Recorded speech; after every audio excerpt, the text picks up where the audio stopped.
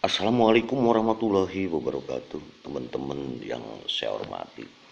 Sebentar lagi sebagian dari kabupaten, kota, dan provinsi di Indonesia ini akan mengadakan pilkada, mengadakan pesta demokrasi, pesta rakyat. Mari kita sambut dengan gembira, kita sambut dengan penuh kedamaian, kita sambut dengan sejuk dan nyaman. Karena kita pada dasarnya adalah sebagai saudara. Tidak perlu ada pertentangan, ada perselisihan, apalagi sampai clash fisik, ada pengerusakan segala macam. Semuanya itu tidak berarti. Karena dalam alam demokrasi, semua orang, semua hak pilih, bebas untuk menentukan pilihan, menentukan sikap. Itu harus kita jamin dan itu dijamin juga oleh undang-undang. Percuma kita berselisih, kita bentrok. Buat apa? Buat apa demokrasi ditegakkan oleh pemerintah digelontorkan kalau justru kita sendiri sebagai hak pilih justru menutup keran demokrasi ini. Kita tidak perlu menebar hoak untuk kelompok lain, kita tidak perlu menghujat, kita tidak perlu menghina, kita tidak perlu memfitnah, kita tidak perlu mengadu domba kelompok. Yuk kita ciptakan pilkada yang damai. Tidak usah kita misalnya suatu daerah melarang untuk kelompok lain masuk ke daerah tertentu karena daerah tertentu pendukung salah satu calon. Nggak usah, semua orang dalam wilayah dapilnya atau daerah pemilihannya itu mempunyai hak yang sama. Pilihan kita tentukan oleh kita sendiri sesuai dengan hati nurani kita sendiri. Pilih sesuai dengan pemikiran kita sendiri, penilaian kita sendiri. Buat apa kita seperti yang sudah terjadi, sering terjadi ada perselisihan, pengrusakan dan segala macam. Itu sebetulnya hal-hal yang merugikan bagi kita semua. Dan biasanya yang kalah itu selalu menuduh bahwa yang menang itu curang. Sampai mengajukan tuntutan ke MK. Itu memang hak dan juga dilindungi oleh undang-undang. Tapi tinggal kembalikan kepada diri kita sendiri. Apakah yang kalah juga, kita sendiri juga, tidak melakukan kecurangan? Apabila lalu kita merasa juga, atau yang kalah juga, merasa melakukan kecurangan, ya anggaplah itu kecurangan yang gagal. Ya. Jangan merasa diri kita bersih, jangan bahwa yang dilakukan kita ini tidak curang. Karena apa? Banyak pengalaman bahwa ternyata setelah mengajukan ke MK, tetap yang kalah itu kalah, yang menang tetap menang. Hanya mungkin itu adalah membuang waktu. Ya tinggal kita sendiri yang meraba diri kita sendiri, mengintrospeksi diri kita sendiri. Apakah kita yang kalah ini tidak melakukan kecurangan atau tidak melakukan kesalahan?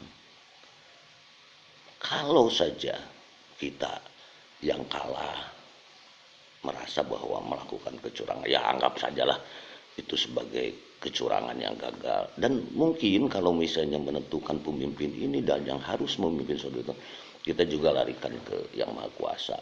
Mungkin ini kita bukan takdirnya untuk menjadi seorang pemimpin, menjadi seorang bupati, menjadi seorang wali kota atau gubernur. Makanya apalagi dalam situasi sekarang ini kita juga sedang menghadapi bencana COVID-19. Apalagi kalau ditambah lagi nanti dalam pilkada terjadi kericuhan, waduh, akan seperti apa negara kita ini. Yuk, kita bersama-sama untuk berdamai, kita sama-sama untuk menghargai pendapat orang lain. Dalam alam demokrasi ini, perbedaan pendapat, perbedaan warna, perbedaan pilihan, perbedaan suara, itu hal yang wajar.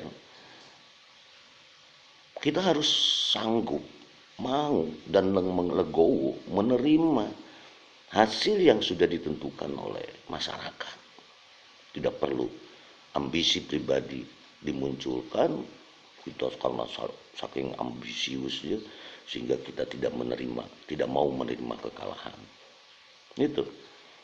Makanya saya katakan tadi, kalau kita memang merasa jujur, merasa kita bersih, yuk kita menuduh yang menang curang itu wajar saja. Tapi kalau kita juga yang kalah juga melakukan kecurangan dan melakukan kesalahan, terima sajalah.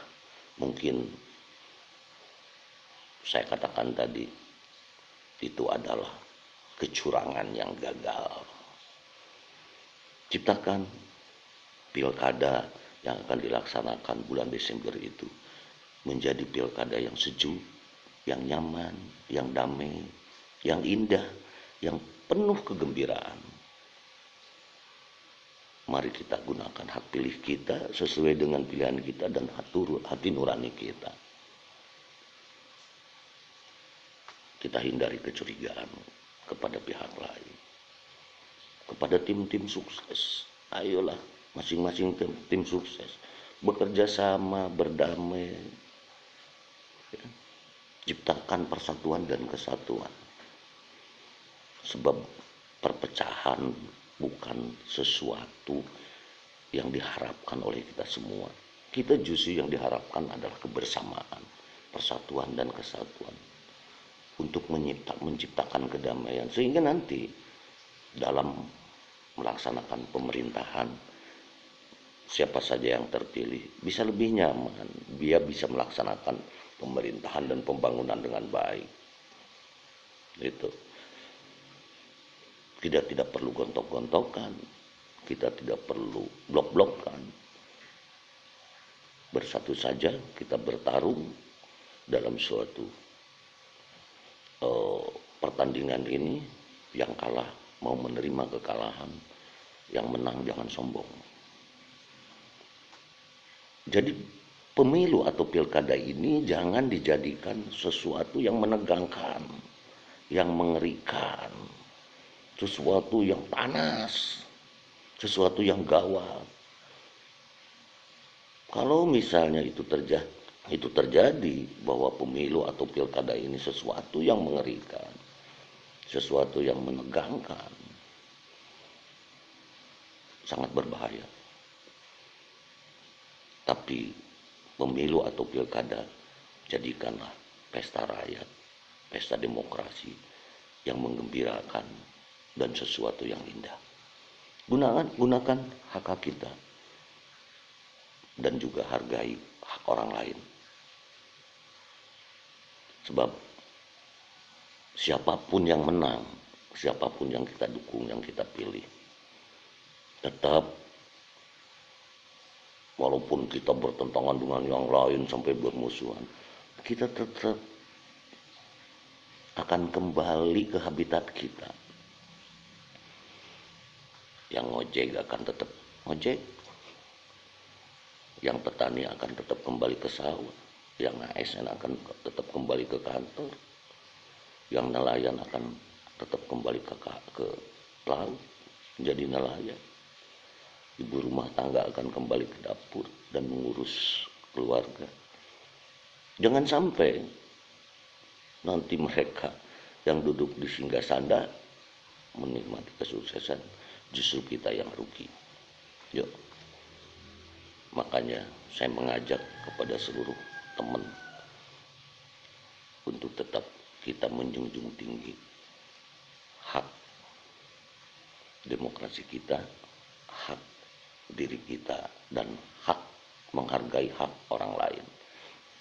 Mari kita berdamai, mari kita ciptakan kesejukan dan kenyamanan agar kita selalu ada dalam ridho Allah Subhanahu wa taala. Amin. Terima kasih. Wassalamualaikum warahmatullahi wabarakatuh.